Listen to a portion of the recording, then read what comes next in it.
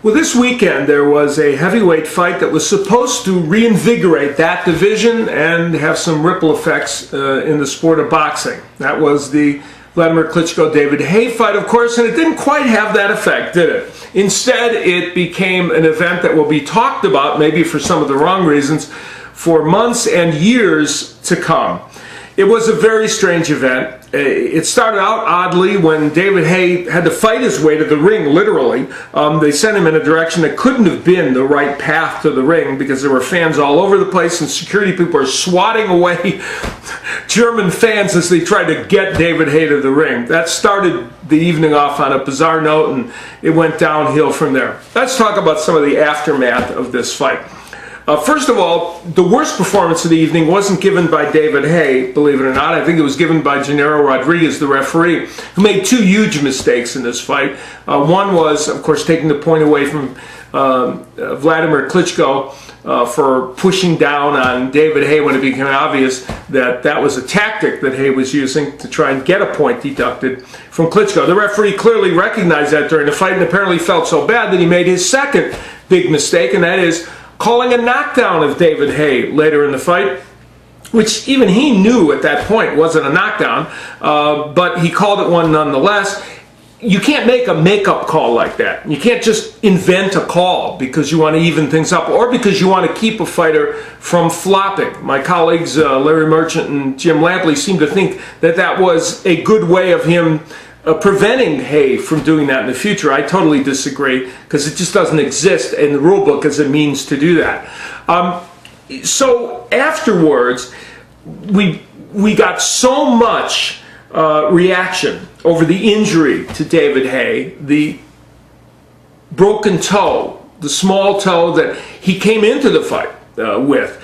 And, you know, this injury allegedly happened 3 weeks before the fight, so it was a pre-existing injury. We all understand about injuries that happen during a fight and impact it, but this is a pre-existing injury. So in my mind, if you come in with a pre-existing injury and you fight, and you decide to do that, and you make the determination to do that, you can't be ready right after the fight to take your shoe off and show the swollen toe and say, this is why I couldn't land any right hands. I think that if that injury happened 3 weeks before the fight and David Haye had said, look, here's my injury, here's an x-ray, here's my swollen toe, this is going to make it hard for me to fight at my best. Give me a 4-week delay on this fight.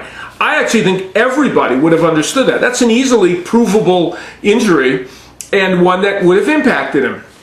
He didn't do that, so I think you have to live with the consequences.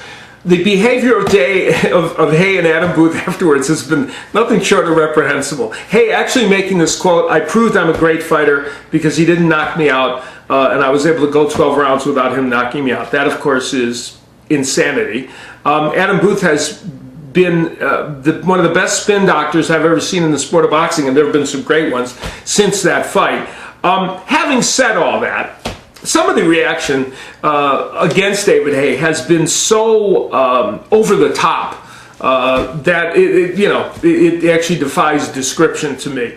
And I think this event, this heavyweight event, has in its own odd way engendered more talk about the sport of boxing than the good things do. And of course, that's frequently the case. The future of these men. Vladimir Klitschko says he wants to fight the winner of Tyson Fury and Chisora.